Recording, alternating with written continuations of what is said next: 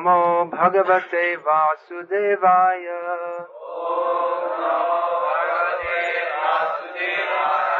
Om Namo Bhagavate Vasudevaya. Om Namo Bhagavate Vasudevaya. Bhagavad-gita as it is, chapter 5, texts 8 and 9, translation and commentary by His Divine Grace Srila A.C. Bhakti Swami Prabhupada, founder Acharya of ISKCON. So we'll just go through text 8 and then we'll read text 8 and 9 together. Naiva kinchit karomiti yukto manyeta tattvavit Pashyan shrinvan sprishan jighran Ashnan gachan svapan svasan.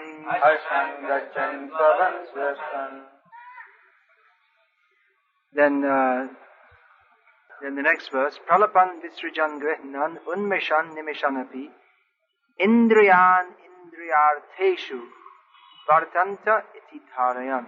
Then translation of the two verses together.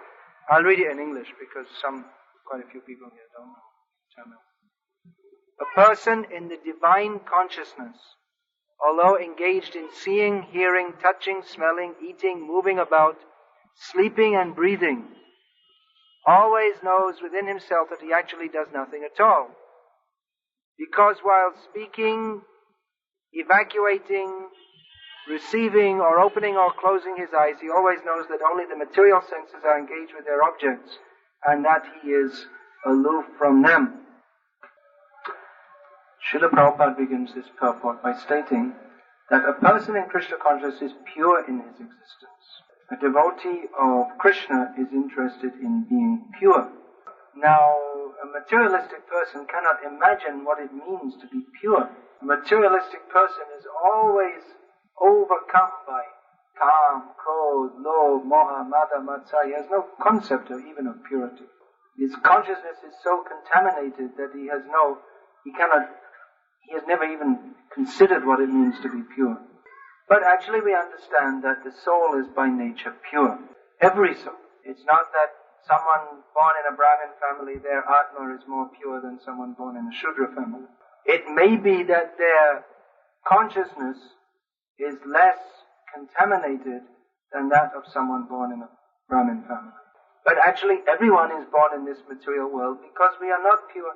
Because we are not pure, we are forced to take birth in various species of life. And someone may be born as a Shudra, someone may be born as a Brahmana, due to different degrees of purity, but basically everyone is contaminated, and that's why we're here.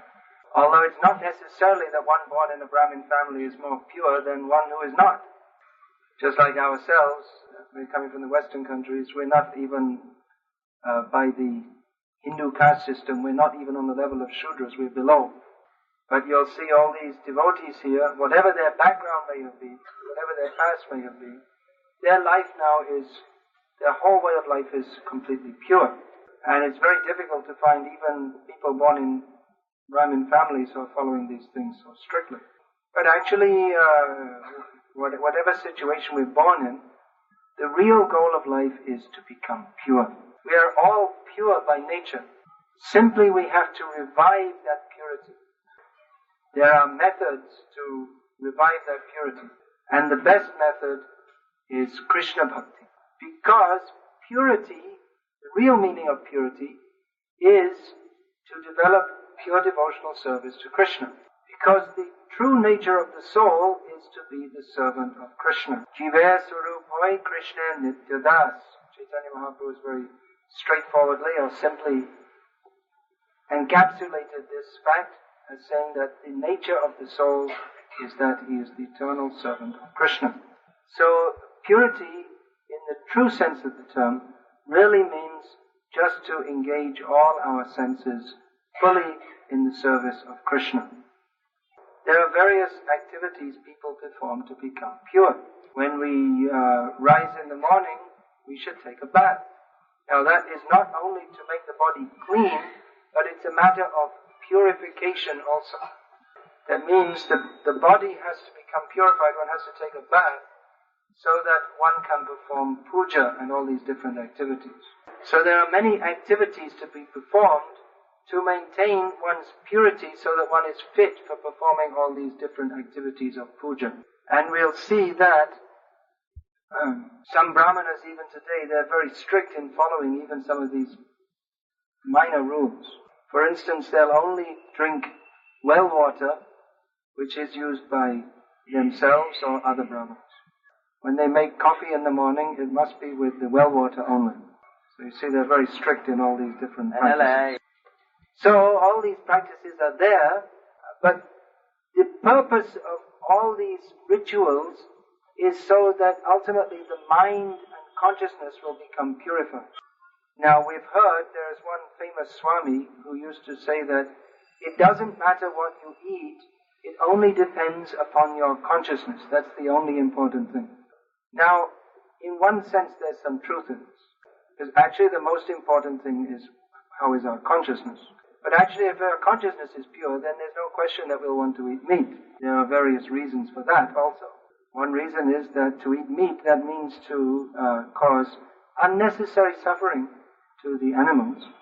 Plus anyway, such food as meat is only attractive to people in tamagu, a mode of ignorance. A person of purified consciousness is not interested in eating dead bodies and blood. But there are other reasons also why someone in pure consciousness doesn't like to, they won't eat meat. There's no question of them eating meat. Because a person in pure Krishna consciousness means someone who's in pure Krishna consciousness, always thinking of Krishna. So a person in Krishna consciousness uses all his senses only in the service of Krishna. Now here in Bhagavad-gita, Krishna says, Patrang pushpang phalang tayang yome bhaktya prayachati tadaham bhakti upahritam ashnami prayatatmana. If one offers me with love and devotion a leaf, flower, fruit or water, I will accept it. Krishna never asks that you offer me meat. So because Krishna doesn't like to eat meat and because devotees only take Krishna prasad, they also never eat meat. So it is a misunderstanding to think that our consciousness can at all be pure if we're eating meat. There are various procedures we have to follow to purify our consciousness. Not eating meat or fish or eggs, or even garlic or onions. People sometimes ask, why no garlics or onions? They're also vegetarian. Well, there are reasons for that also. One reason is that because every food has a certain effect on our consciousness. So garlic and onions are foods that give the effect of tamagun. And again, another reason is because Krishna, he himself, he's not fond of garlic or onions. So he doesn't like to eat them. So we can't offer them to Krishna. That means we can't take them because we're devotees of Krishna. Now, people who are in impure consciousness, they think we have to eat very strong foods like this. They like this ugra. That is hot ugra, yeah. They like these very strong flavors of very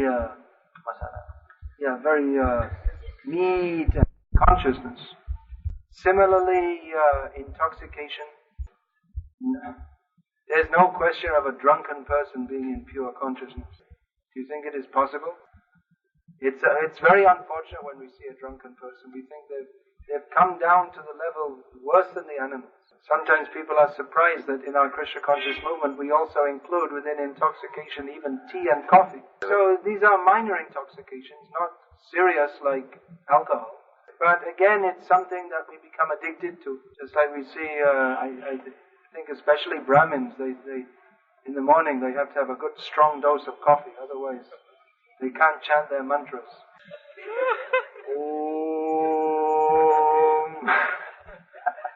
Something like that. And then what to speak of smoking tobacco, chewing tobacco, this doesn't help to purify the consciousness. So similarly, illicit sex, these are all forbidden activities. This attraction between male and female, it's very powerful force to bewilder the mind. And even people who, they may not be intrinsically very bad by nature, but their whole consciousness can be destroyed by this. I'll just tell you briefly about one sad incident that happened last September in Bombay. That Actually, two of our devotees, their family members, they left their daughter, 13 years old at home, and she was alone and she saw the cockroaches. She was afraid of the cockroaches. So she called in the block of apartments, she called the security guard, "Do you please come and take the cockroach out?" So he was there in the apartment and actually he killed her. So it wasn't a premeditated thing or any such thing. Not the cockroach, he killed the girl. Yeah. So it's a very sad story actually. So then the police, they caught him and he said, I never thought of doing such a thing, but I just, you see, in that situation I just lost control of myself. I said, because all the time I'm watching the cinema and I'm reading these dirty books. So you see, this is nowadays it's very, very, everyone is watching all these things and reading such things. But it's actually very, very polluting to the consciousness. The consciousness cannot be pure if one's mind is dragged down to that low level. Therefore, in civilized human life, there is marriage, and that human urge is not indulged in a very low way, but within a prescribed method, civilized manner, within marriage. And in a religious society, that attraction between male and female is not brought down to the lowest manner, but they will unite only within marriage for the purpose of bringing forth good children. In this way, there's this propensity which can actually destroy the consciousness. It can be properly channeled to a good purpose. And then also gambling is another thing which spoils the consciousness. Even lotteries, the whole idea is that I will get a lot of money without any work, without any effort, and for practically nothing. And actually many people, they become addicted to this and they spend all their money. It's an addiction just as bad as drinking. And even if you win something sometime, then you think, okay, I won something, let me try and get some more, and then you lose it all again. So in our Krishna conscious movement, we are advocating pure consciousness, not to engage in these four sinful activities. And on the positive side, for purification of the consciousness, we should engage in the activities of Krishna Bhakti sadhana. Nitya Siddha Krishna Prem Shadha Kabunoi Shravanadi Shuddha Chitte Kariye Udoy. Chaitanya Mahaprabhu has explained that every living being is by nature full of Krishna Prem. But that has to be simply revived by the process of hearing and chanting about Krishna. The activities of bhakti engage all the senses in service to Krishna. We should see the beautiful form of the Lord in the temple and bring nice flowers to worship Him. Actually, the beauty of the flowers comes from Krishna and not vice versa. In our homes, instead of having pictures of dogs and such things, we should have pictures of Krishna. Previously, we used to see in every home in India nice pictures of Krishna, or at least some different devatas. Now we see so many pictures like that of dogs, or some film star, or cricket star, cars, so many things. Some big guys with big muscles, that's very popular also. Yeah, it's better you keep pictures of Krishna. Much, much, much better. Then you do the puja in the morning, you offer some dhoop to Krishna. And then that nice smell, that will come, that's offered to Krishna, that will also remind you of Krishna. And again, we take Krishna prasadam. No meat, no fish, eggs, all these things. Just nice Krishna prasadam. Nowadays, everyone's very busy. They just want to take some food from a restaurant or get this bread from the shop and eat it like this. So better the wives, they stay at home and cook nice preparations, and then you can offer it to Krishna and then offer it to their husbands and families. What do you think? What's better in the morning? Some bread and tea, or you take some nice pongal or something like this, offered to Krishna? Which is better? Pongal offered to Krishna. That's more healthy too. So in this way, we engage all the senses in Krishna's service. Seeing, smelling, tasting. What about touching? How do we engage the sense of touch in Krishna's service? What do you think? Well, actually, the devotees who are doing the puja of the deities, they sometimes massage the body of the Lord. But Sadvritya Sparsha Sangha. Sadvritya Sparsha Sangame. That's said of Ambarish Maharaj, that he engaged his sense of touch in embracing the devotees of the Lord. So we should embrace the devotees. In this way, engage all the senses in the service of Krishna. And the center of all the senses is the mind, which is the most important. The mind should be, above all, the mind should be engaged in the service of Krishna. So if you rise in the morning and chant Hare Krishna, that will help us to think of Krishna. But if we rise in the morning and immediately we turn on the TV, that won't help us to think of Krishna. We should have nice pictures of Krishna in our home. That will help us to think of Krishna. But if you have pictures of dogs in your home, then in your next life, someone might be painting a picture of you to put on the wall. You might win the first prize in the dog contest. Do they have dog contests in Salem yet? It's not a very advanced place. Better don't be advanced by the modern standards. This old culture of India is very nice. That's God-centered. It's very strange that someone from the Western countries is coming to India and telling them to keep pictures of Krishna in their home. Such a nice culture. It is meant for purification of the consciousness. But instead, we want to take this Western culture, which is simply agitating to the mind, simply contaminating. Everything in the Western culture is simply meant for increasing Kam, Krodh, Lobh, Moha, Mada and Matsaya. And everything in the traditional Indian culture is meant for purification from all these things. It's simply astonishing why Indian people are so much anxious to dance after the Western people as they rush towards hell. Rather, you should show them how to come out of that and come up to Krishna. Maya is very strong. We have to take to Krishna Bhakti, otherwise there's no hope. Our whole life is spoiled. I was just glancing at one book called Hindu Dharma by that Chandrasekharan Saraswati, the ex-Shankaracharya Kanchi. So this was a book, it's translated from his lectures in Tamil. So he was saying, I will go on and go on, even if no one ever listens to me, I will go on telling the Brahmins, you must chant the Vedas. This will help to purify the atmosphere. So we appreciate this. We have deep philosophical differences with the Sampradaya of Shankaracharya, but there are some things we can appreciate also. But with all great respect to him, we must say that practically this idea of getting the Brahmins to chant the Vedas it's not going to happen. But in the modern age, chanting Hare Krishna is more effective than chanting the Vedas. And although those in the Shankara Sampradaya would never agree with this, but actually those who chant Hare Krishna can become purified and they become Brahmanas and even more than Brahmanas by doing so. And this is the practical process for purification in the modern age. If we simply have to rely on the caste Brahmanas, then there's not very much hope.